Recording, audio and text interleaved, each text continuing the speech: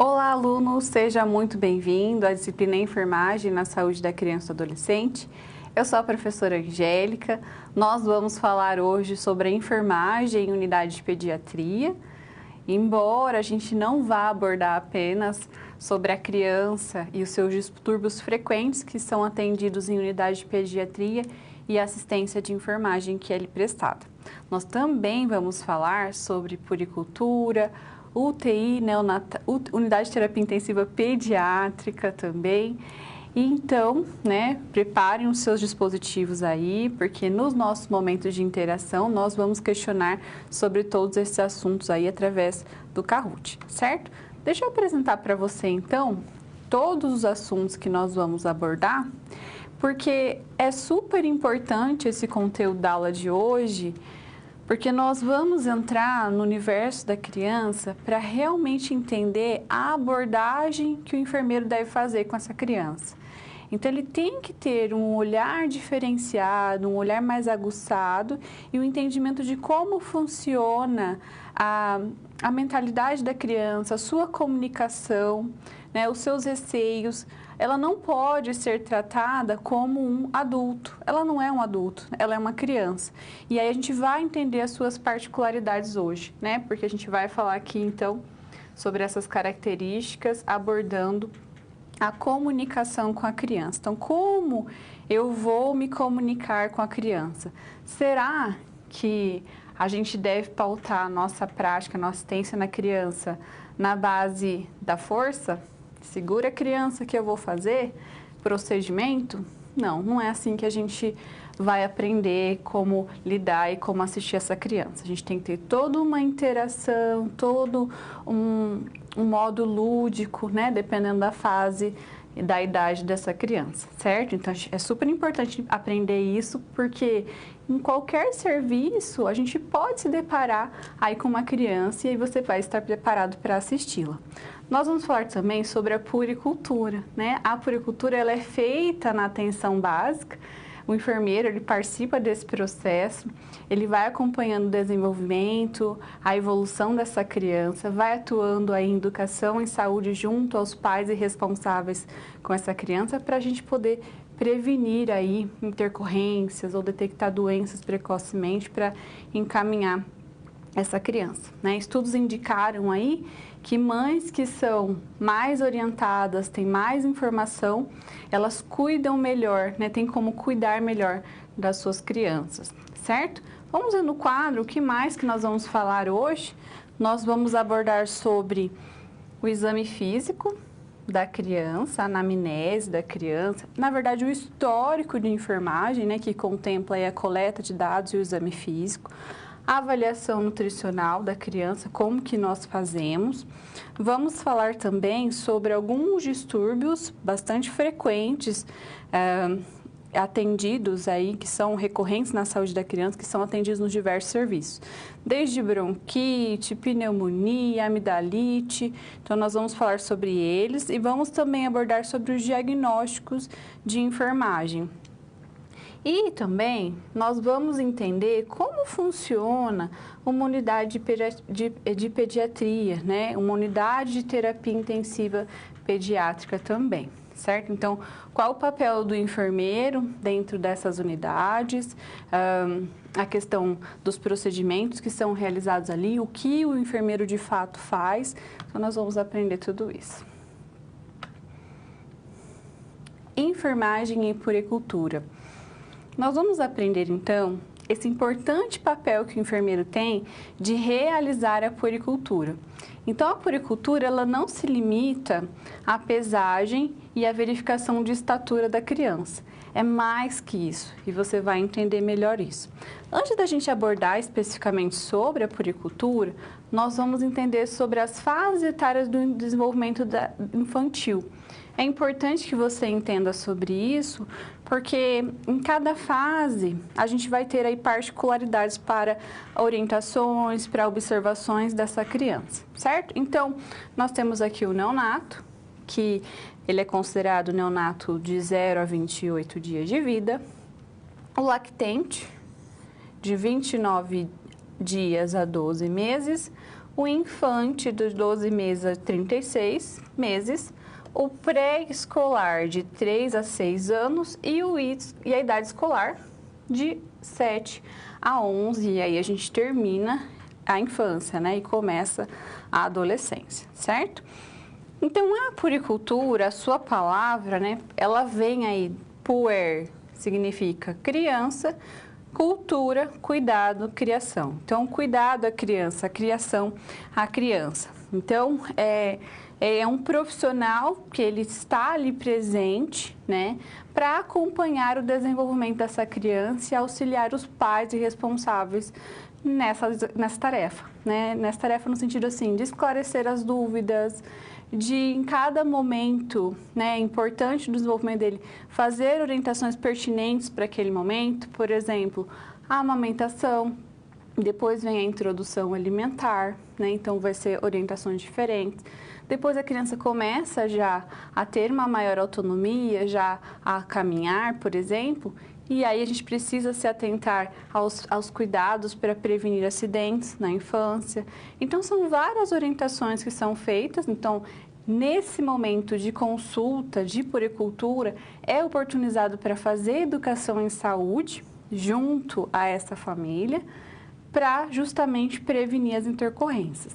E além disso, o profissional ele também vai fazer todo um acompanhamento, né, o exame físico para tentar detectar alguma alteração, até mesmo o acompanhamento do desenvolvimento dessa criança, para ver se ele está sobrepeso, baixo peso, com peso adequado. E aí, com base nessas informações que são entendidas, colhidas ali na puericultura, ele pode fazer os direcionamentos corretos, né?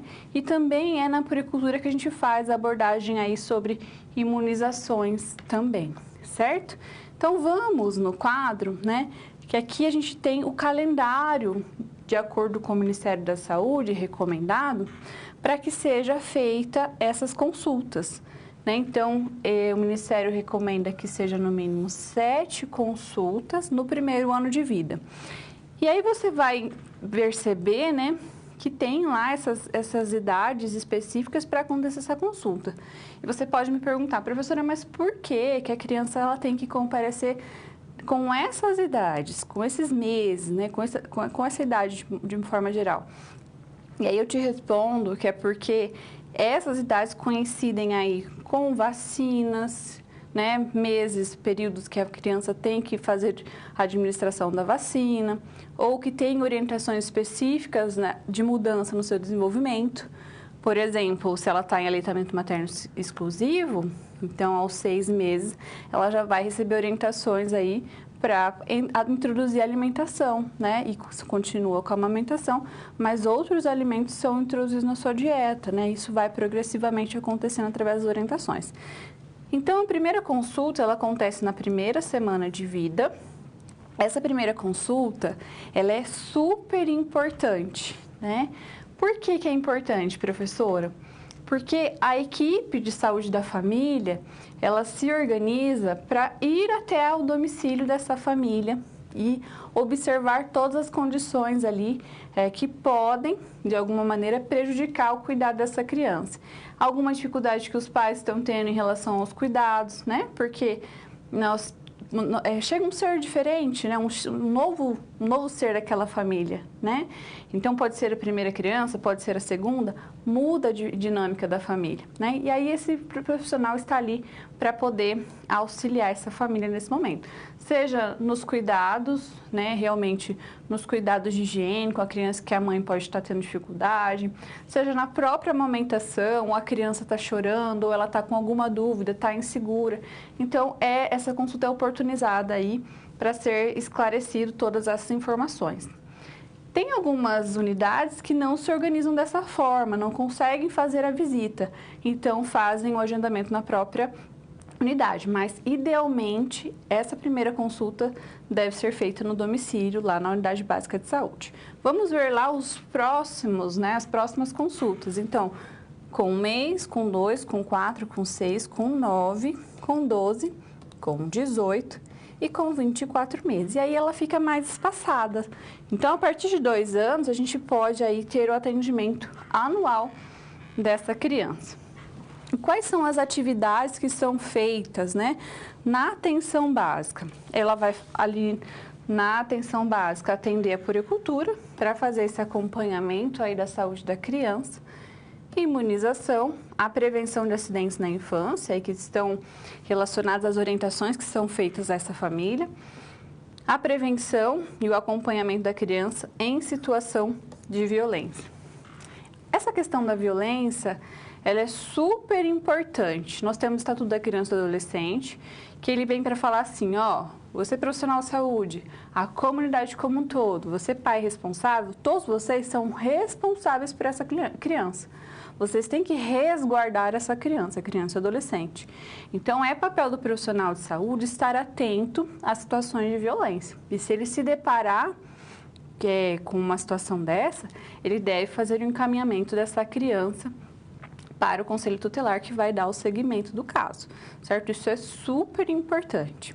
Vamos entender mais no quadro, né? Então, na atenção básica, nós temos toda uma equipe multiprofissional, né? Enfermeiros, médico, pediatra, psicólogo, assistente social, odontologista, que vão dar o apoio para essa criança, que vão ajudá-la no desenvolvimento e sempre que necessário, né? Que se ela tiver alguma situação de alto risco, ela também vai ser encaminhada para esse serviço, né, de acordo com a sua necessidade. Quando a gente fala de puericultura, principalmente ali no primeiro ano de vida, nós fazemos aí a avaliação de alguns reflexos, que são os reflexos primitivos na criança, né? Então, nas consultas, a gente também faz essa abordagem. Vamos ver quais são eles no quadro. Então, esses reflexos primitivos, nós vamos fazer em quem? No neonato e no lactente. Certo? Esses reflexos, eles são reações espontâneas, né, que realizam aí quando a criança é estimulada, que demonstra que ela está com um desenvolvimento de acordo para a idade. Então, a gente tem esse reflexo tônico cervical, que é quando o neonato está deitado de costa e acordado, a sua cabeça é virada para um dos lados, estendendo o braço para o lado que a cabeça foi virada, ele vai desaparecer aí com 4 meses. Esse daqui é super interessante, o de marcha, porque quando você apoia, igual essa imagem mesmo, a criança em pé, na superfície plana, ela sai caminhando, ela vai dando uns passinhos. E esse reflexo vai desaparecer em torno de 8 semanas de vida. Nós temos também o reflexo de preensão palmar e plantar. Então, quando você coloca o seu dedo próximo à mão da criança, ela fecha a mão ao redor do seu dedo. Quando você coloca o seu dedo próximo aos dedos dela, os dedos também fecham, certo? Temos também reflexo de Moro, que é o reflexo do susto. Então, sempre quando a gente solta a mão dele, ele faz desse jeito mesmo como está na imagem, né? Ele tem essa descoordenação aí, né? Como se estivesse levando um susto mesmo. E ele desaparece em torno de 6 meses. E o reflexo de Babinski, quando a gente estimula aqui a região do pé, esses dedos, eles se afastam, né? Como a gente pode ver aqui. Então, se afastarem, é porque é positivo, né? O reflexo está presente. Nós temos também todo um desenvolvimento motor, né? E de motricidade fina.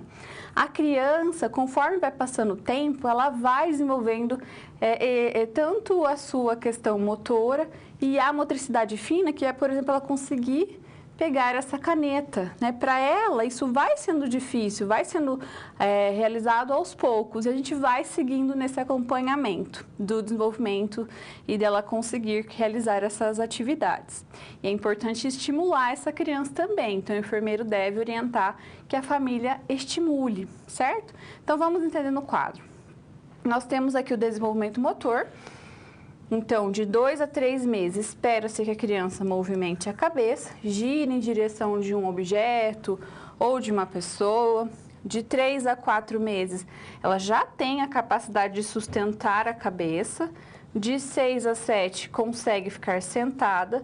De 9 a 10, ela tem a capacidade de engatinhar. E de 10 a 11, ela consegue ficar em pé com apoio, certo? Aí, de 11 a 13, ela já dá os primeiros passos, né? Ela fica aí em pé sem apoio. 18 meses, ela chuta uma bola, sobe escada engatinhando, com 24 meses consegue correr, subir, descer a escada sem apoio, percebe que vai ficando com maior independência, né? Com 3 anos pula corda, com 2 pés, com 4 salta várias vezes no mesmo lugar e com 5 ela adquire equilíbrio na ponta dos pés, salta obstáculos. Em relação ao desenvolvimento da motricidade fina, de 12 a 24 meses, ela vai realizar aí rabiscos não intencionais. Então, se você der um giz de cera, ela vai fazer uma pressão, né? Não vai sair muita coisa, assim, né? De 24 a 36 meses, ela vai fazer já rabiscos intencionais, certo? Já começa a fazer círculo, um traço vertical. De 3 a 4 anos, ela já tem uma maior coordenação, ela faz círculos abertos. Com 4 a 5, ela já desenha, né? Faz aí desenhos lógicos que tenham sentido, só que esses desenhos ela vai pintar de qualquer cor. Por exemplo, se ela desenhar uma árvore, o tronco não vai ser marrom, o tronco vai ser rosa, vai ser azul, não vai ser a mesma cor. E depois ela vai conseguir, então, pintar com a cor ideal ali, com a cor esperada, como a gente pode ver no quadro, né? A gente tem aqui, ó, a partir de 6 meses, que esses desenhos, então, eles ficam, né, mais detalhados, né? 5 a 6 meses, perdão, né? Ela vai desenhar, então, com mais formas geométricas, essa pintura fica com mais realidades. E aí, a partir dos 6 anos, é que ela já consegue memorizar aí o alfabeto, por exemplo. Mas quando a criança ela é estimulada, ela consegue fazer isso até antes. Mas é esperado que nessas fases ela consiga cumprir essa coordenação motora e essa motricidade fina. Comunicação com a criança. Quando você for assistir uma criança, né, através da profissão enfermagem, você deve adentrar ao mundo dela. Mas, afinal de contas, como que é esse mundo, né? Vamos entender essa situação, problema. Vamos no quadro. Você está no seu estágio na UBS da sua região e recebe uma mãe com seu filho de 5 anos para avaliação de rotina e imunização. Ao observar a criança, você identifica que ela está muito ansiosa e demonstra medo, né? Está agarrada à mãe. Mas ao verificar a carteira de vacina, você observa que tem vacina atrasada, você vai ter que fazer pelo menos uma vacina. Então, como abordar essa criança para ganhar a confiança dela, né? Já que você vai fazer um procedimento e um procedimento doloroso, certo? Então, é isso que a gente tem que fazer, entender como a criança enxerga o mundo, como ela vê o mundo, porque a partir desse entendimento a sua abordagem vai ser diferenciada em relação a ela. Ela não é um adulto, vamos lembrar disso.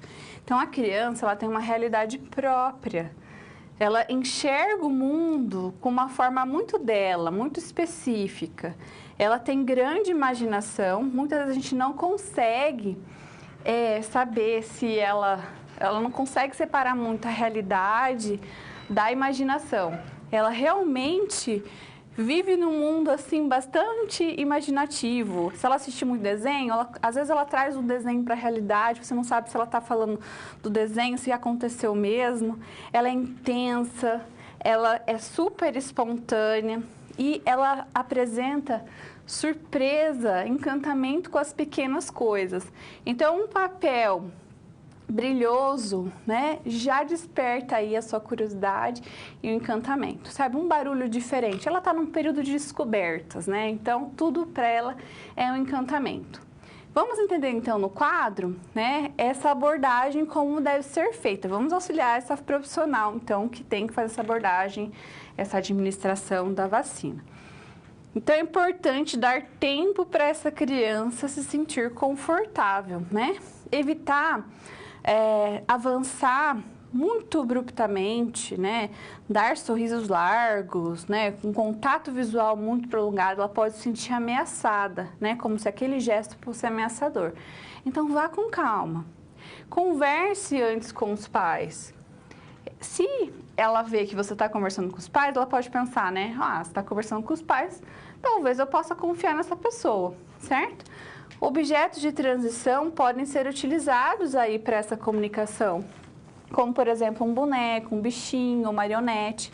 Então, você pode fazer ludicamente, né? Uma historinha ali com um boneco, junto com a criança, antes daquele procedimento. Você pode explicar sobre aquele procedimento utilizando esse artifício também, para adentrar realmente aí no mundo dela, certo? Vamos ver outras aqui no quadro. Então, você vai fornecer à criança de maior idade oportunidade aí de conversar sem os pais também. Deixa ela falar, certo? Deixa ela colocar os medos e a insegurança. É isso que a gente quer que ela faça, para você ganhar a confiança dela. E assuma uma posição ao nível da criança. Quando a gente fica muito em pé e a criança aqui embaixo, dá uma sensação você fica numa posição de autoridade, autoritarismo. E não é assim que deve ser, né? Então, a gente agacha ao nível da criança para conversar com ela, certo? E vamos ver o que mais que a gente pode fazer, né? Falar de maneira calma, de maneira confiante, usar frases curtas, frases simples, para que ela consiga entender mais fácil aquilo que você está falando. Determinar aí as direções, né? De forma sugestiva, oferecer escolha só se existir, né? Se não tiver escolha, se não tem escolha, ela vai ter que fazer a vacina. Não vai dar opção, não vai fazer chantagem, não vai fazer barganha, certo? Você vai, sim, adquirir a confiança dela, mostrar para ela o que vai ser feito, certo? E adentrar nesse mundo imaginativo, nesse mundo lúdico da criança. Vamos ver, então, que a gente também permite aí que ela expresse todas as preocupações e temores. Mas cada idade vai ter as suas particularidades em relação à comunicação, porque a comunicação ela vai se desenvolvendo também. Nem sempre, por exemplo, ela consegue se expressar falando, né? Então, por exemplo, o lactente, a comunicação dele é não verbal, né? Ele tem lá uma vocalização, expressa a necessidade de sentimentos através do choro, principalmente, né? Quando ele está insatisfeito, quando ele está com fome, quando ele está com dor. E quando ele tá contente, ele sorri, ele balbucia, né? Então, sons altos, os sons grotescos, os movimentos súbitos, para essa criança é ameaçador. Então, fique calmo. Fique tranquilo, fale num tom calmo, segura essa criança no colo, mas de uma maneira que ela não perca o contato visual com os seus pais. Depois nós temos o infante e o pré-escolar, né? Então, as crianças aí com menos de 5 anos, elas são egocêntricas, é do desenvolvimento mesmo, certo? Então, tudo com ela é direto e concreto. Elas têm uma dificuldade aí de separar a fantasia e a realidade. Então, se você fala uma frase, às vezes no subjetivo, de forma subjetiva, para ela aquilo é realidade. Então, ela vai acreditar como uma verdade, certo? Então, cuidado com o que você fala com ela. Aquilo que você fala, ela vai acreditar. E essa criança aí, ela está num processo de desenvolvimento físico, da personalidade, da linguagem, da consciência, né? Então, permita que elas toquem os aparelhos que você vai utilizar, né? Se você estiver utilizando um estetoscópio, deixa ela tocar, deixa ela manusear o esteto, né? Junto a algum brinquedo também. Não sorria enquanto faz algo doloroso, né? E se ela tiver um brinquedo especial, então converse com esse brinquedo, né? Converse com ele. Entre no mundo, brinque com ela, certo? É um momento, é um procedimento, é doloroso, às vezes até uma criança está hospitalizada, é um momento de sofrimento. Mas oportunize esse momento para brincar, para que ela se sinta aí segura, né, como você, certo? Vamos lá no quadro, porque a gente vai falar sobre o escolar. Aqui é a fase da explicação. Eles querem saber o motivo de tudo, certo? Então, quando você vai realizar um procedimento, você tem que mostrar como que vai ser realizado, você tem que explicar para essa criança, certo? Elas querem saber o porquê vai acontecer, o que vai ser feito nelas, então explique isso. Saber disso deixa elas mais tranquilas no sentido, assim, de ter feito aí um vínculo com você, uma confiança que ela pode confiar naquilo que você fala. Então, você falou que vai ser dessa forma, ela sabe então o que vai ser, ela sabe o que esperar. Certo? Então, vamos então no quadro, porque a gente vai ver que a criança, nesse período de hospitalização, ele pode ser uma aventura que gera sofrimento, pode ser um momento de muita dor para essa criança, ela está distante aí dos irmãos, da família, certo? E dependendo das experiências pregressas dessa criança, dos traumas que ela teve, sabe quando a mãe ou algum familiar falou assim para a criança assim, ó, se você não se comportar, você vai tomar injeção. Então, nesse momento em que ela precisa ser hospitalizada e que ela vai tomar a injeção, o que ela associa? Que ela está sendo punida. Então, orientar os pais para tomarem cuidado com essas falas, certo? Porque no momento que ela precisar realmente fazer esses procedimentos, ela vai associar a isso e vai se sentir culpada. Então, vai piorar o sentimento de sofrimento, certo? Vamos então no quadro que ali na hospitalização ela vai estar exposta a procedimentos invasivos, dolorosos, e o enfermeiro tem papel aí de amenizar os seus medos e a sua ansiedade com essa abordagem aí de comunicação. Então, nessa situação problema, né, nessa fase, as crianças aí, né, com 5 anos, elas não estão interessadas no outro, elas estão interessadas nela. Então, não adianta você comparar com outra criança, falar de outra criança, você tem que falar dela, certo? Permita que ela toque, examine os materiais que serão utilizados de forma lúdica. Se a criança tiver algum brinquedo especial, brinque com esse brinquedo, né, se for uma boneca, se for um carrinho. Então, é necessário a gente acessar o mundo da criança para, de fato, ganhar confiança dessa criança e ela estar mais tranquila, um pouco mais tranquila para a realização do procedimento. E aí, essa situação, quando ela é feita dessa maneira, a criança não vai ter um trauma, né, tão grande, tão expressivo, quando precisar fazer esse procedimento novamente. Exame físico e avaliação nutricional. Vamos entender agora sobre a avaliação que a gente faz, né? Nós fazemos aí o histórico de enfermagem, então a coleta de dados, né? E também o exame físico. É isso que a gente vai aprender agora. Vamos ao quadro. Então, o exame físico, né? Ele permeia aí a inspeção estática e dinâmica, a ausculta, a palpação e a percussão, certo? E aí a gente tem a coleta de dados, onde a gente vai investigar aí vários pontos aí da saúde da criança, da vida da criança. Para a avaliação nutricional, nós vamos fazer a pesagem e verificar a estatura dela. Também vamos incluir aí nos neonatos a avaliação do perímetro cefálico, que é o tamanho da cabeça, certo? A fronte, a região occipital. Então, nas crianças maiores, a gente pode fazer com essas duas informações aqui de peso e estatura, o cálculo do IMC, né? O IMC é o peso dividido pela altura ao quadrado, certo? Então, se uma criança tem 20 quilos, você vai dividir aí pelo tamanho dela ao quadrado, pela estatura ao quadrado. E aí, nesse IMC, ele traz para a gente uma tabela de classificação. Conforme o valor desse cálculo, então você vai conseguir categorizar ela sobrepeso, obesidade, ou desnutrida, ou mesmo que se ela estiver com eutrofia, certo? Com peso normal, com desenvolvimento normal.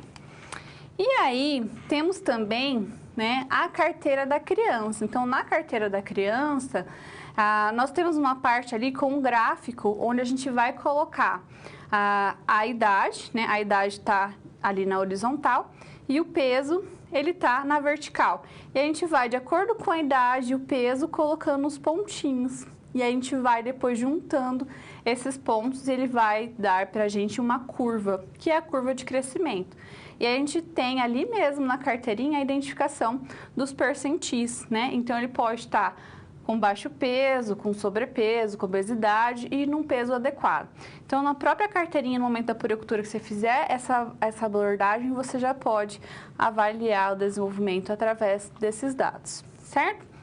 Vamos então no quadro, porque Na parte da coleta de dados, né, geralmente a gente tem aí um instrumento estruturado para poder direcionar o profissional nesses questionamentos todos. Então, nós vamos abordar sobre informações gerais da criança, nome, idade, data de nascimento, sexo, raça, se tem alguma alergia, enfim, né? O motivo principal por que ela veio até o serviço de saúde, o que a trouxe até ali, a doença atual e pregressa, então quais são os sinais e sintomas, se realizou o tratamento, se está usando algum medicamento, se já ficou doente antes, né? Como que foi esse tratamento. O pré-natal, a gente sempre pergunta do pré-natal. Por que, professora, a gente pergunta do pré-natal? Do pré-natal, do parto, né?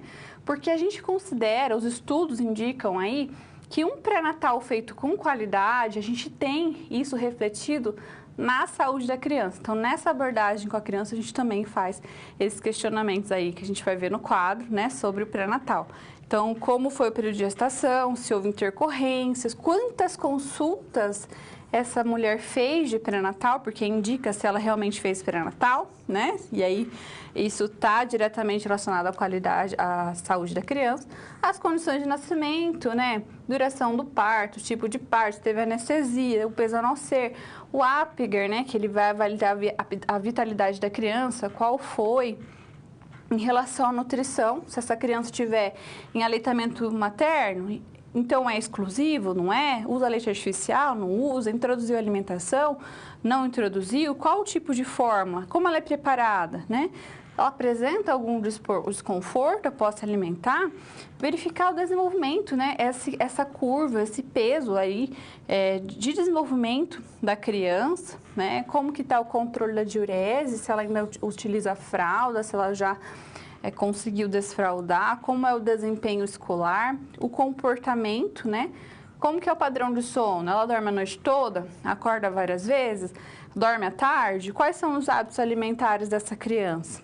E a imunização? Teve alguma reação? Tem vacina atrasada? Né? Então, na anamnese, na coleta de dados, a gente vai fazer toda essa observação. Depois a gente vai para o exame físico, onde a gente vai avaliar aí de forma geral a criança. Então, a gente vai fazer a inspeção estática e dinâmica, né? Então, o enfermeiro ele vai observar o quê? Tentar buscar normalidades nesse exame, né? Então, vai observar a pele, cabelo, expressão facial, implantação da orelha, condição de higiene, condições da pupila, nariz, observar aí a presença de linfonodos, né, na região cervical. Aí a gente vai para a região do crânio. No crânio a gente pode observar aqui, ó, que a gente tem uma fontanela, tem aqui uma fontanela anterior, percebe que aqui tem os olhos da criança e o nariz. Então, fontanela anterior e a fontanela posterior. Então, quando a criança nasce, ela nasce então com essas fontanelas abertas. E aí a gente vai apalpar delicadamente ali para perceber se elas estão deprimidas ou se elas estão abaladas, certo? Se elas estiverem deprimidas, indica desidratação, e se elas estiverem abaladas, né, indica a hidrocefalia. Então, a gente também faz essa avaliação das fontanelas. Vamos entender no quadro agora o exame do tórax. Então, o exame do tórax, a gente inicia aí para observar a simetria do tórax, né, o padrão respiratório, e depois nós temos a ausculta, né? Então, para fazer essa ausculta, percebe que tem esses pontos aqui, ó, tanto na região anterior como na região posterior, ó. Então, a gente vai seguindo com os espaços intercostais fazendo essa ausculta, certo? O que a gente quer auscultar? A movimentação respiratória. Então, os movimentos respiratórios, a entrada e a saída de ar, né? Então, quando tá normal, então a gente vai colocar aqui murmúrios vesiculares presentes. E quando tem alguma alteração, vai estar diminuído, vai estar aí ausente. A gente pode ter também ruídos adventícios, como roncos, sibilos, estertores. Professor, o que é um sibilo? Sibilo é como se fosse um miadinho de gato, sabe? E o estertor pega e faz um atrito no seu cabelo. É esse barulhinho, é o estertor, certo? Então, nós fazemos essa avaliação no tórax. E a gente segue para fazer a ausculta cardíaca, como a gente vai ver no quadro.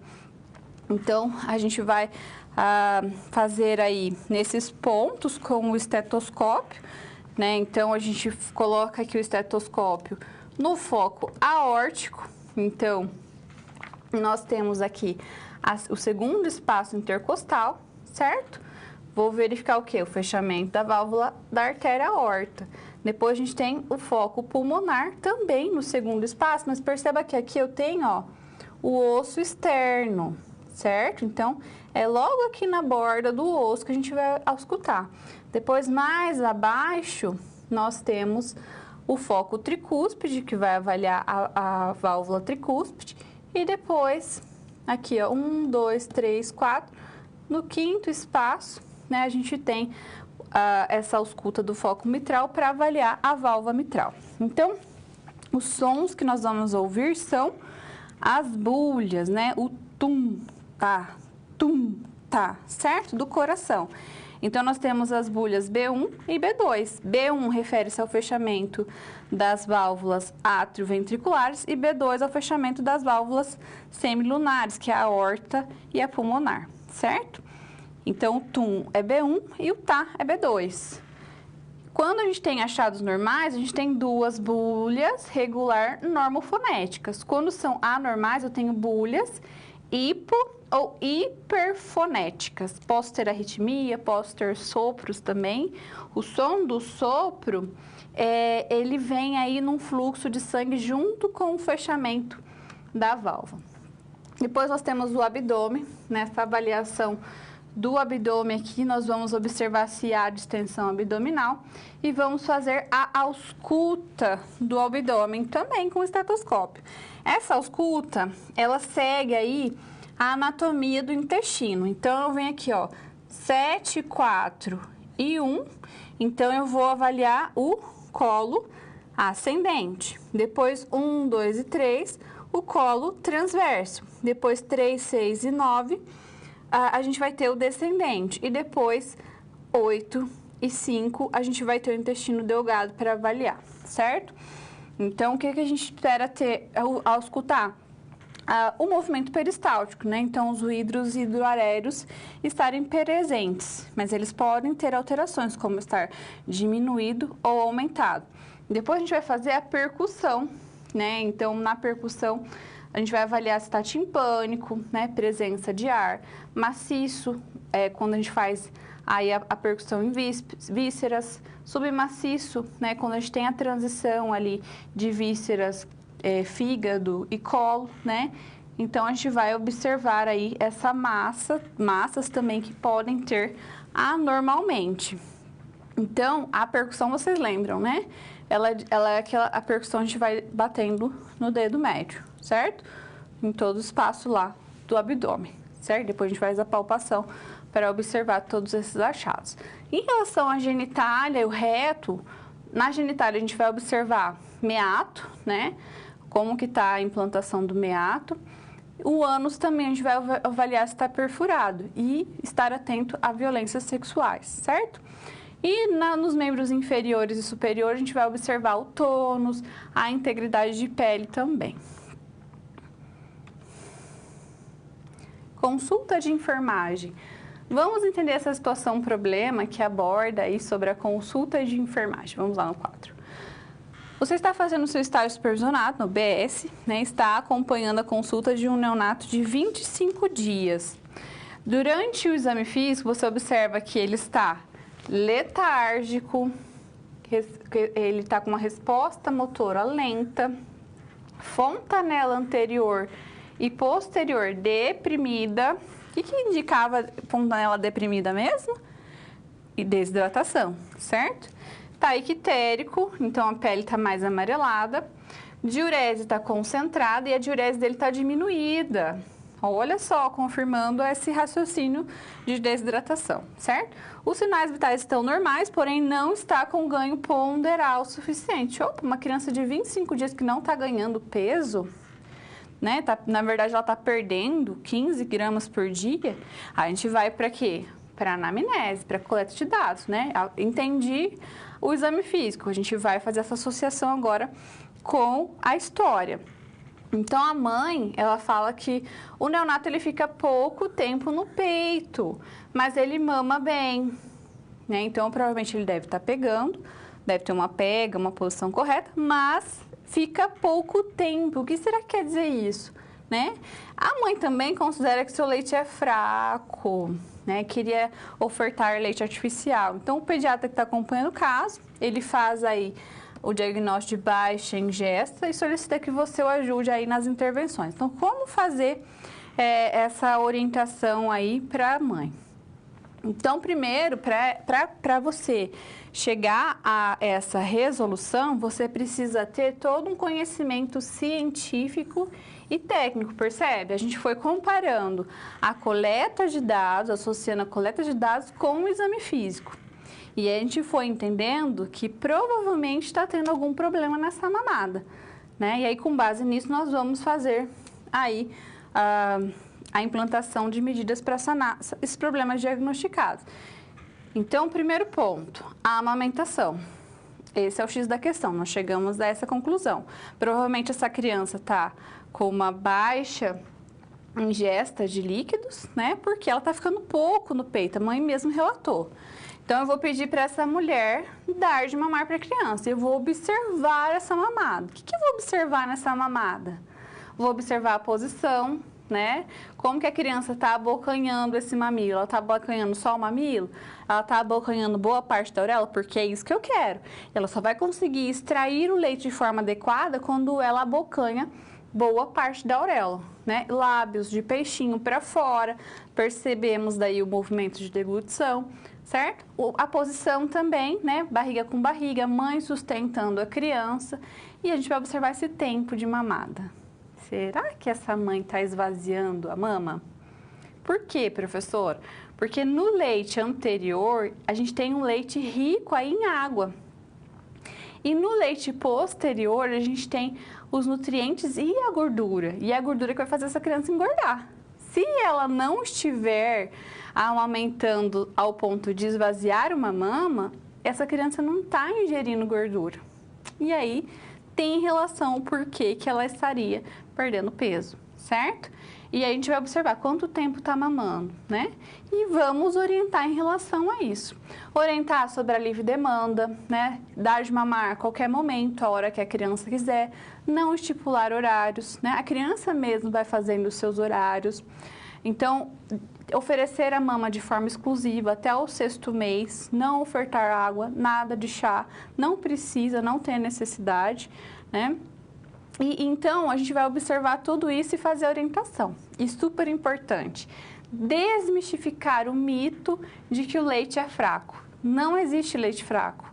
O leite da mãe, ele é o ideal para suprir as necessidades calóricas da criança, certo? Então, a gente vai desfazer esses mitos aí que vão passando de geração em geração, de vizinho para vizinho, de avó para neto, certo? Então, vamos no quadro, porque nós fizemos, então, orientação de aleitamento materno, e aí nós vamos solicitar para fazer um acompanhamento antropométrico, avaliando o peso, a estatura da criança, vendo se ela está adquirindo peso, e aí, ó, o retorno é mais próximo. Então, semanalmente, pelo menos, você vai avaliar essa criança.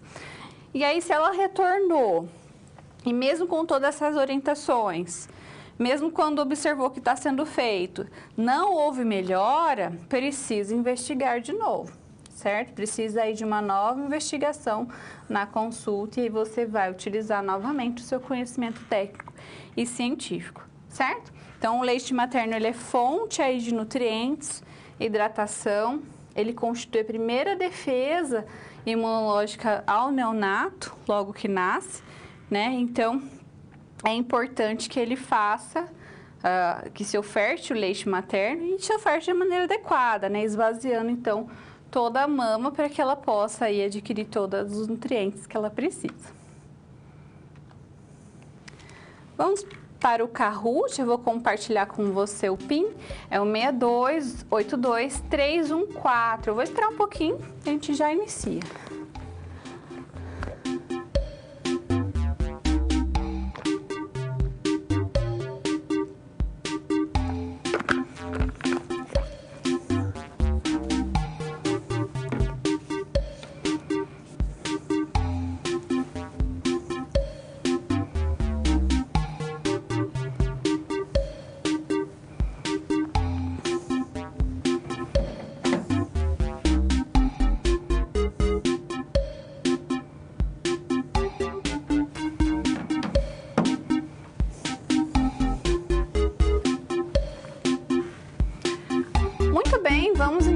nosso Kahoot aqui, nosso game.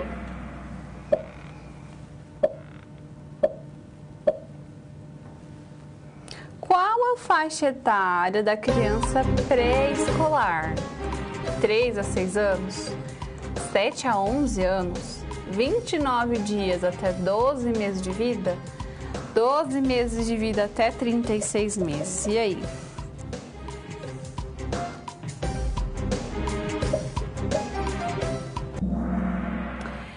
A faixa aí, né, desenvolvimento considerada pré-escolar, ela é de 3 a 6 anos, tá bom? De 7 a 11 a gente tem a idade escolar, de 29 dias até 12 meses nós temos o lactente e de 12 meses até 36 meses o infante. E o neonato, como você já sabe, de 0 a 28.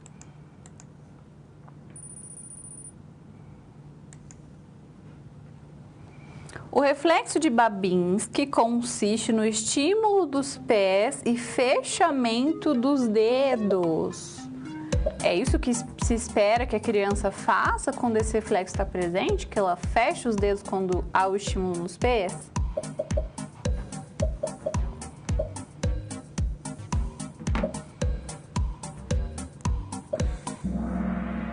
É falso, pessoal. O reflexo de Babinski, ele é sim, a gente faz sim esse estímulo nos pés. Só que para ele estar presente, quando acontece o estímulo, os dedos dos pés da criança, eles abrem. Lembra daquela imagem? Os dedinhos abertos? Então, não há o fechamento, não.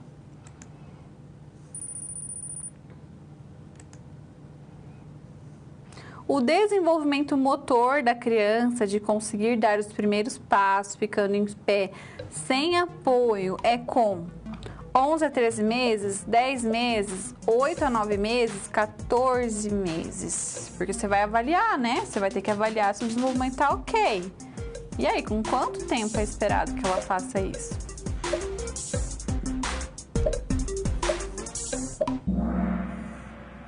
Com 11 a 13, certo? Então, nessa idade, a gente espera que ela já consiga dar aí os primeiros passos. Tem crianças que são mais rápidas, né? Mais apressadinhas.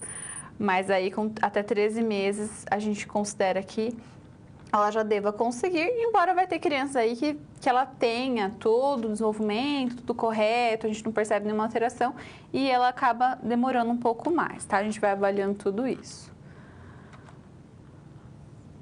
Enfermagem na unidade de pediatria. Nós vamos compreender que a unidade de pediatria é um setor de internação para crianças. Então, ali nós temos criança com diversos distúrbios e nós vamos então falar sobre esses distúrbios e os diagnósticos de enfermagem. Então, vamos primeiro entender os sinais, né, vitais da criança, para a gente poder até avaliar quando está normal ou não. Então, é importante avaliar por idades, eles vão se alterando, não é igual ao adulto, que a gente tem um valor único, né? Na criança, a gente vai ter vários valores de acordo com a idade. Por exemplo, o neonato, a frequência respiratória dele, de 30 a 60 é normal. Depois, perceba aqui, ó, que de 2 a 12 anos, é de 25 a 19, vai diminuindo. Certo? Até que de 2 anos a idade adulta, a gente vai ter aqui de 16 a 20. A frequência cardíaca, ela também vai diminuindo. Então, no neonato, ela é bem mais elevada, de 120 a 160. E depois a gente vai percebendo aí que esses valores de referência, eles vão ficando aí próximos ao dos adultos. A temperatura, ela não se modifica, né? Então, uma temperatura ideal é entre 36 e 5. Então, a gente pode ver que é igual para todas as faixas etárias. A pressão arterial, ao contrário, ela vai aumentando, né? Então, o neonato tem uma pressão de referência menor. Depois de 3 meses a 2 anos, aqui 90 por 65. E depois a gente vai ter aí ela um pouco maior aqui, com 2 anos, 12 anos a idade adulta, até a idade adulta. Vamos tratar agora sobre os distúrbios recorrentes aí na saúde da criança. Então, nós vamos falar primeiro sobre os distúrbios respiratórios e depois nós já falaremos sobre os diagnósticos de enfermagem. Então, vamos ver lá os distúrbios, as infecções das vias aéreas superiores. Nós temos a nasofaringite, que é um processo infeccioso equivalente a um resfriado, causado por vírus, né? Por exemplo, o vírus da influenza. A faringite é uma infecção bacteriana, geralmente causada pelo Streptococcus B, hemolítico, tem um risco aí de febre reumática, que pode também se disseminar para a via hematogênica, certo? Para a corrente sanguínea. A amidalite, isso daqui é muito frequente em criança. A famosa dor de garganta, né? É uma infecção bacteriana ou viral das tonsilas, certo? Geralmente associada à faringite. Casos que são bastante recorrentes de amidalite, elas indicam aí a remoção cirúrgica, né, que é a amidalectomia. Então, quando a infecção é muito recorrente, a gente faz essa indicação. Então, essa cirurgia geralmente é feita ainda na infância. Vamos ver os outros. Otite média, que é uma inflamação ou infecção dos ouvidos por vírus, por bactérias, né? A epiglotite aguda, que é um processo inflamatório agudo, obstrutivo, causado geralmente por vírus, como o Haemophilus influenza. A laringite aguda, que é uma infecção viral da laringe, e acontece aí em crianças menores. Depois a gente vai ter as infecções das vias aéreas inferiores. Então, nós temos aqui a bronquite, que é uma inflamação da traqueia, dos brônquios, geralmente é viral, né? O tratamento, ele é dos sintomas, né? Porque quando for viral é dos sintomas. A evolução é benigna e os sintomas são tosse seca, no início ela é improdutiva e à noite ela piora. Depois nós temos a bronquiolite. Isso daqui é uma condição aí de infecção comum nos bronquíolos, só que quando ela acontece em neonato, em lactente, é gravíssima, certo? Então, ela é causada aí pelo vírus sinicial, respiratório. A transmissão é por contato, nariz, mão, e pode evoluir para insuficiência respiratória aguda, certo? Muitas vezes necessitando de atendimento em UTI neonatal, ou mesmo UTI pediátrica. Depois nós temos a pneumonia. A pneumonia, ela é uma inflamação do parênquima pulmonar, né? Ocasionada aí por micro-organismos. Quais micro-organismos, professora? Pode ser vírus, bactéria, fungo, certo? Eu tenho até mesmo parasitas que daí podem acometer, certo? E ela pode ser tanto pneumonia comunitária, que foi adquirida na comunidade, como hospitalar, quando é adquirida após 48 horas de internação, a gente considera que é hospitalar. E o papel do enfermeiro na prevenção de pneumonia junto à criança, ele é importante, né? Então, a gente precisa fazer ali, se essa criança está hospitalizada a ponto de não conseguir se movimentar, fazer a movimentação, deixar em cabeceira elevada, fazer aspiração de vias aéreas sempre que necessário, higienização bucal, né, de forma adequada com antissépticos. Então, são alguns cuidados importantes que a gente consegue prevenir a pneumonia com precaução padrão também, certo? Mas ela, em alguns casos, ela já chega com a pneumonia, quando ela tem ali essa infecção, essa inflamação por conta de um micro-organismo que ela adquiriu na comunidade. E isso vai ser tratado. Muitas vezes ela vai estar aí numa unidade pediátrica. Nem sempre ela vai precisar, por exemplo, de uma UTI neonatal. Mas em alguns casos sim, vai depender de todo o quadro. Não apenas ali da pneumonia em si, mas toda a hemodinâmica dessa criança, histórico dela e tudo mais, certo? Vamos ver as outras, né, no quadro que tem... só tem mais a asma, né? Então, a gente vai falar sobre a asma, que é aí é uma inflamação dos brônquios devido a uma hiperresponsividade a um antígeno. Então, o antígeno é tudo que pode acionar o sistema imunológico. No asmático, ele apresenta uma resposta exacerbada a esses antígenos, que daí pode ocasionar insibilância, insuficiência respiratória, então a pessoa tem dificuldade para respirar. Os brônquios, eles ficam edemaciados, com muco espesso, dificulta a respiração, e o enfermeiro, ele deve fazer aí a orientação do uso correto de medicação que essa criança faz, bombinha, nebulização, inalador.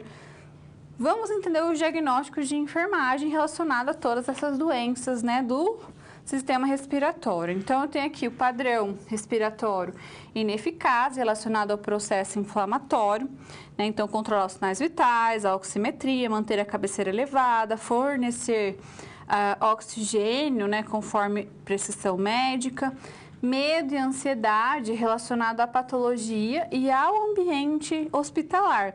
Então, é importante estabelecer vínculo com essa criança, explicar os procedimentos, realizar toda a comunicação com essa criança de forma adequada, né? Desobstrução ineficaz das vias aéreas, então relacionado à obstrução mecânica, processo inflamatório, que também pode deixar desobstruída, né? Aumento de secreções. Então, o que nós vamos fazer? Aspirar, sempre que necessário. Nós vamos aspirar vias aéreas, mantê-las pérvias. Podemos também fazer aí a higiene nasal, né, com 1 ml aí de soro para desobstruir a narina.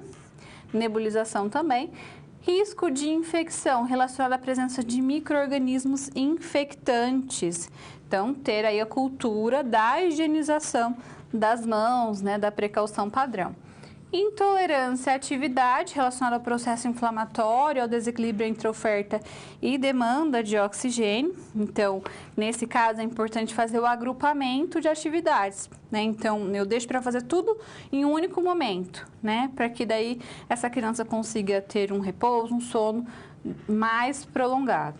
Dor, né, relacionada ao processo inflamatório. Então, avaliar a intensidade e ofertar analgésico conforme a prescrição médica. O processo familiar alterado está relacionado à doença, né?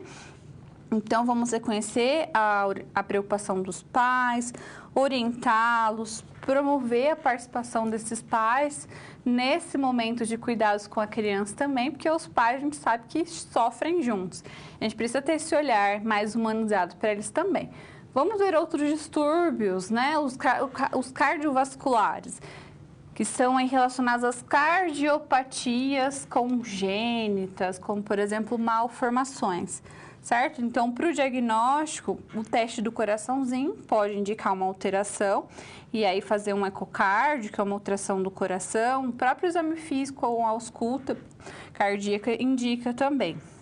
Nós temos os distúrbios gastrointestinais, a desidratação, né, que é causada por diarreia, vômitos, sudorese, então perda de líquido, né, do organismo, e constipação, né, de acordo aí com a dieta que essa criança está ingerindo, ou mesmo que a mãe está ingerindo quando está em aleitamento materno. Refluxo gastroesofágico, que a gente tem aí o refluxo de conteúdo gástrico para o esôfago, né? Risco de broncoaspiração. E nesse caso a gente também tem um risco de pneumonia, né? Porque pode broncoaspirar e desenvolver uma pneumonia por conta disso. Então, sempre orientar a criança em posição dorsal para dormir, para a gente prevenir isso. Depois nós temos os distúrbios geniturinários, infecção do trato urinário, né? Por micro-organismos, pielonefrite, que é aí uma infecção do rim, que pode cursar com sepse, se eu tiver esse micro-organismo na via sistêmica.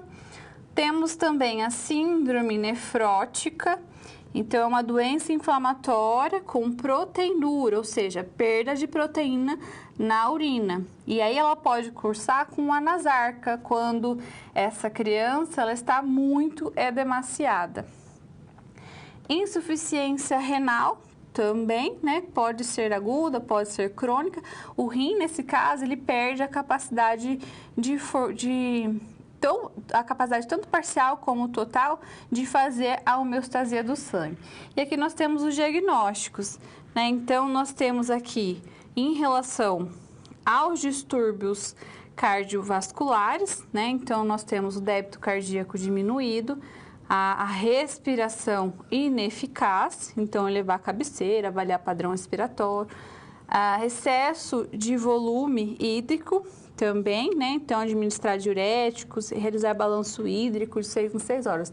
Aqui, então, a gente tem os cardio, né? Distúrbios cardiovasculares. Depois, nós temos os distúrbios gastrointestinais, certo? Déficit de volume de líquido, nutrição alterada, menor que as necessidades corporais.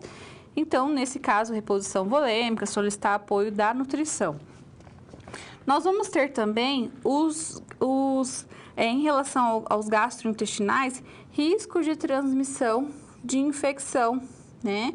E também integridade da pele prejudicada. Por quê? Vamos pensar que essa criança pode estar com uma diarreia. Essa constante exposição aí, né, a diarreia pode fazer com que ela tenha uma dermatite, por exemplo. Então, trocar frequentemente a fralda, lavar com água, aplicar pomada à base de dióxido de zinco e vitamina E, certo? E aí a gente vai ter aí os distúrbios genitourinários, certo? Então, excesso de volume hídrico relacionado ao edema, como a gente viu na síndrome nefrótica, pode cursar com a nasarca. Risco de déficit de volume hídrico intravascular relacionado à síndrome nefrótica também, por perda de líquido, né? Então, observar sinais vitais, atentar sinais de hipovolemia, que é taquicardia, hipotensão arterial. Administrar, né, a albumina, que é a proteína, porque está perdendo aí proteína, conforme prescrição médica. Aí nós vamos ter os distúrbios neurológicos, né, o traumatismo craniano, que é uma lesão devido a uma força mecânica. A meningite, que é um processo inflamatório das meninges, lembra lá? Aracnoide, dura mater e pia mater, certo? E depois nós temos a epilepsia e convulsão febril e a encefalite, que é uma inflamação do cérebro por causa de uma infecção. Os distúrbios hematológicos, a anemia, que é redução de número de hemácias, e hemoglobina que transporta, então, o oxigênio. Então, se eu tenho menos transporte de oxigênio. Distúrbios tegumentários relacionados a lesões de pele, distúrbios oncológicos aí, como proliferação desordenada das células. E aí, o que fazer, né? Em relação aos distúrbios neurológicos, a gente vai fazer a desobstrução, tem o diagnóstico de desobstrução ineficaz das vias aéreas superiores, relacionada à depressão sensorial e motora, risco de lesão de pele relacionada à imobilidade física, depressão sensorial e patológica intracraniana. Depois nós temos o tegumentar, certo? Então, integridade da pele prejudicada e dor relacionada à lesão da pele. E depois, os oncológicos. Então, risco de infecção relacionada à imunidade e à quimioterapia e integridade da pele prejudicada relacionada ao tratamento e imunidade. Então, é sempre importante, nesses casos aí de tratamento oncológico, fazer a inspeção da boca, né? Porque a boca seca, ela provoca lesões, é importante fazer a hidratação também, mudanças de decúbito dessas crianças, certo? Distúrbios endócrinos. Vamos entender agora sobre a situação, o problema, para abordar sobre diabetes mellitus especificamente. Vamos entender no quadro. Então, MA, 6 anos, é trazida pelos pais ao hospital com confusão mental, taquicardia, né, uma frequência cardíaca aumentada, taquipneia, respiração, frequência respiratória aumentada. Ao realizar a glicemia capilar, né, a gente faz a glicemia capilar através de uma punção no dedo, né, que coloca na fita do glicosímetro, que é um aparelho que justamente faz essa avaliação. Então, nessa criança de 6 anos, a glicemia dela estava de 600 miligramas por decilitro. Muito, muito elevado. E aí foi diagnosticado cetoacidose diabética. Então, após a estabilização do quadro, você observa que os pais, a criança, eles estão assustados com o diagnóstico de diabetes, porque a cetoacidose ela é uma complicação da diabetes.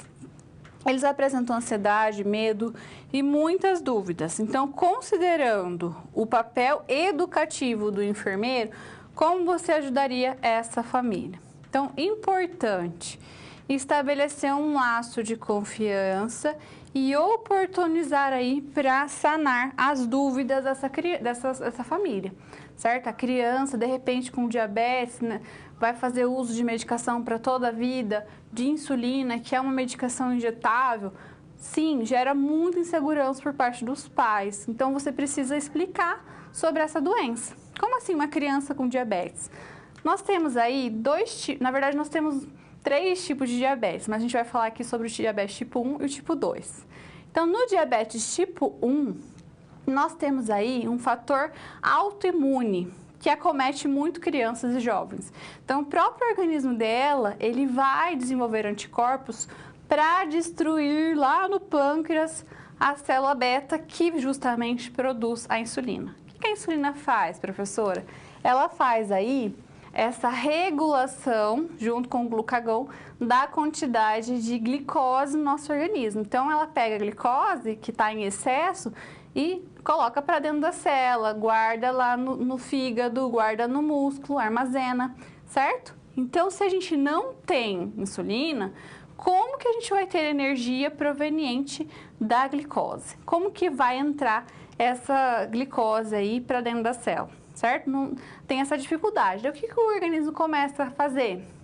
Ele começa a liberar, percebe que está uma baixa quantidade de glicose dentro da célula, ele libera lá o glucagon, normalmente ele faz isso, para poder pegar aquela glicose que estava armazenada no fígado e colocar para fora. E aí o que a gente faz? Aumenta ainda mais a glicose circulante, só que eu não tenho insulina para colocar dentro, né, no caso da diabetes, dentro da célula. E aí, que a gente tem os receptores, certo?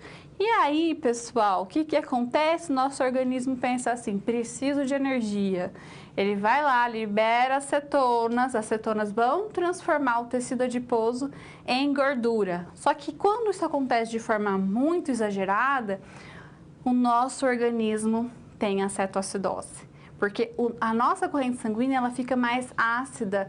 Eu tenho aí uma dificuldade para fazer os metabolismos acontecerem.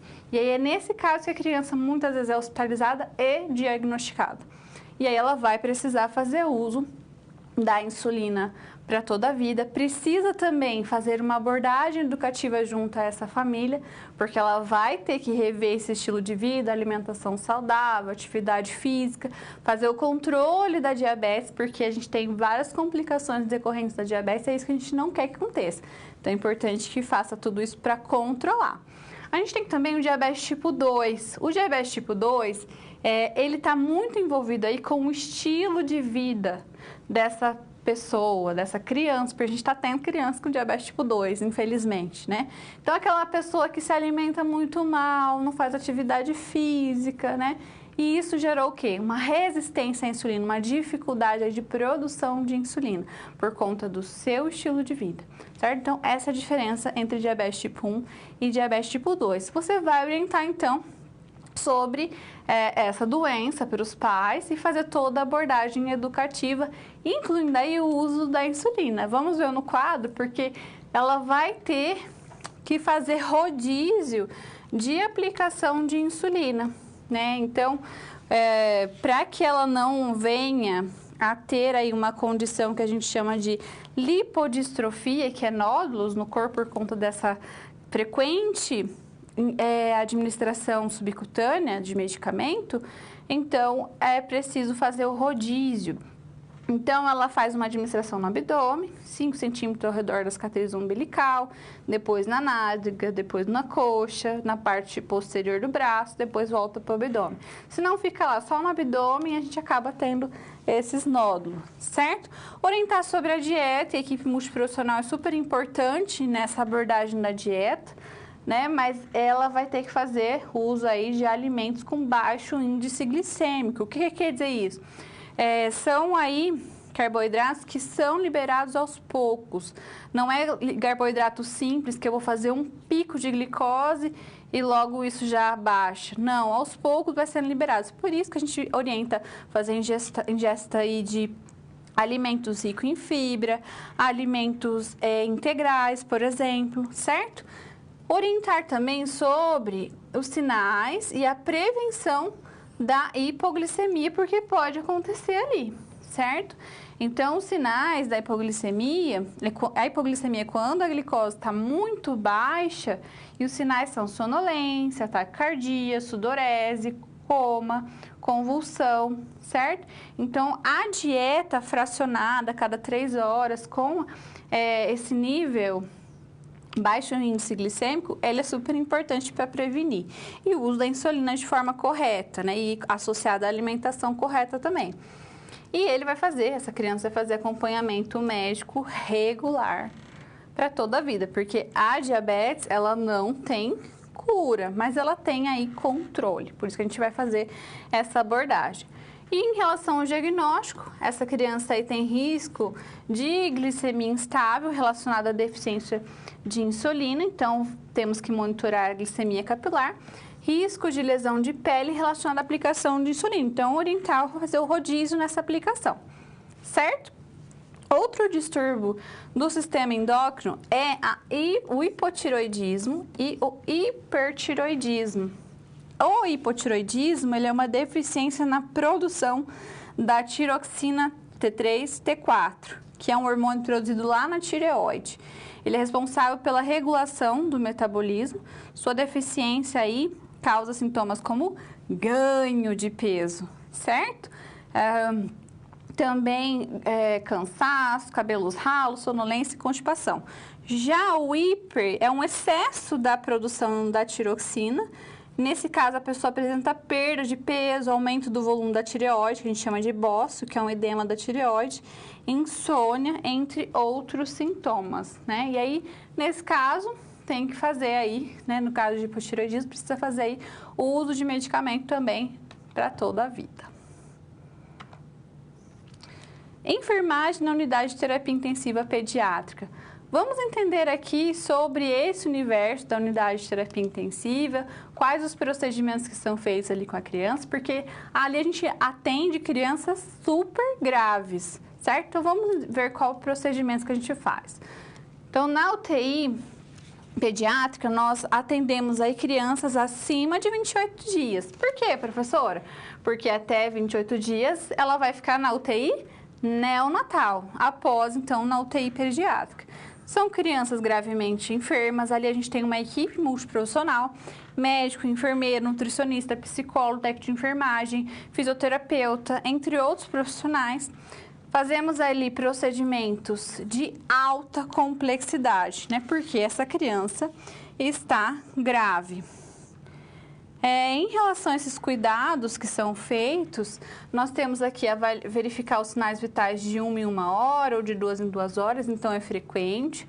A higiene e o conforto também são feitos, higiene oral, troca de fraldas, banho, né? Cuidados com a pele também.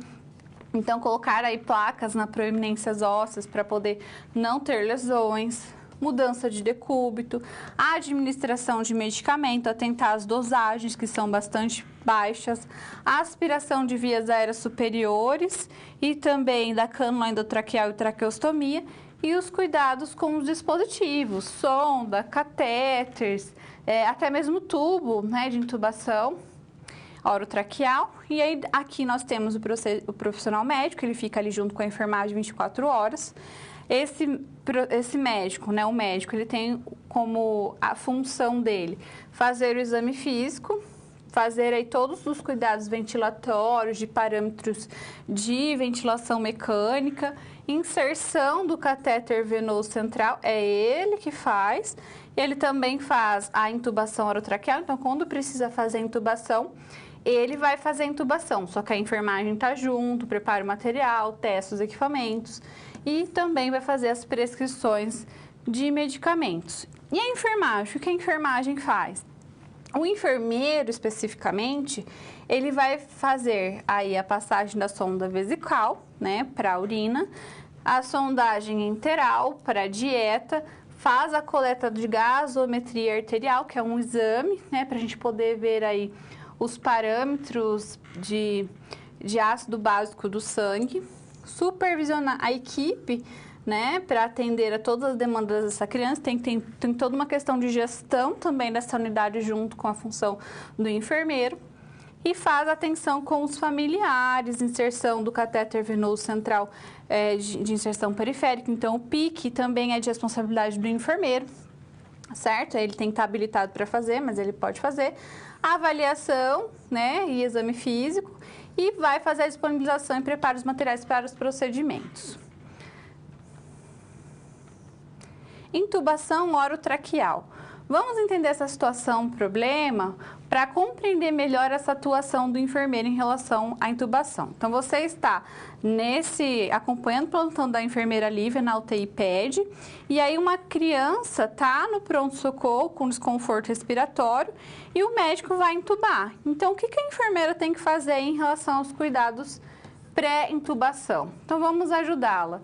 Nos cuidados pré-intubação, o enfermeiro precisa disponibilizar e preparar os materiais que vão ser utilizados na intubação. Então, luvas, estéreis, touca, máscara, tubo endotraqueal, com ou sem cuff. Em neonatos a gente não usa o cuff. Cabo e lâminas de laringoscópio, reanimador manual, seringa de 20 ml, estetoscópio, material de fixação do tubo. Então, deixa lá tudo disponível, testa tudo, vê se está funcionando, vê as redes de gases, o ventilador mecânico, né?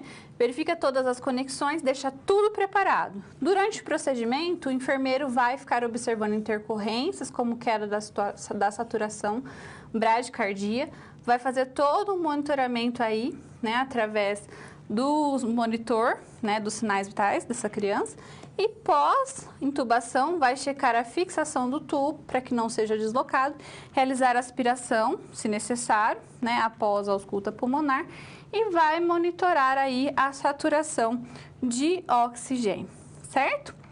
Então, a gente aprendeu aí sobre todos esses assuntos inerentes à saúde da criança, que é super importante, né? Então, vamos recapitular a nossa aula.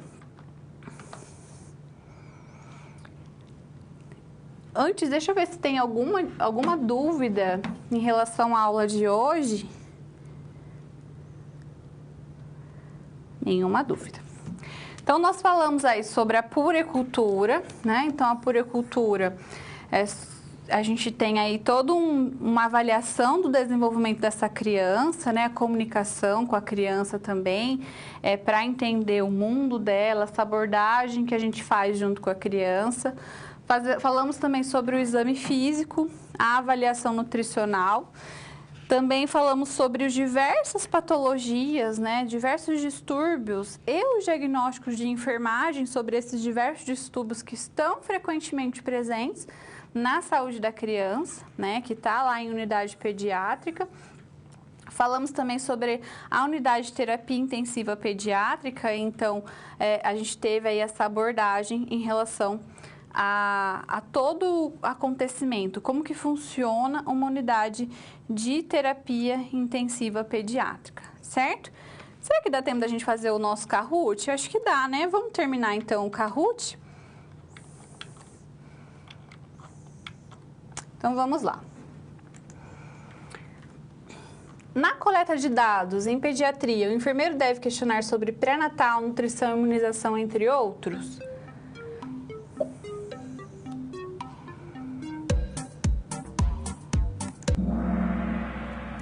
Sim, né? Em toda essa coleta de dados aí, a gente vai fazer toda essa abordagem de questionamento, entre outros e outros, né? Como a gente pôde ver na aula.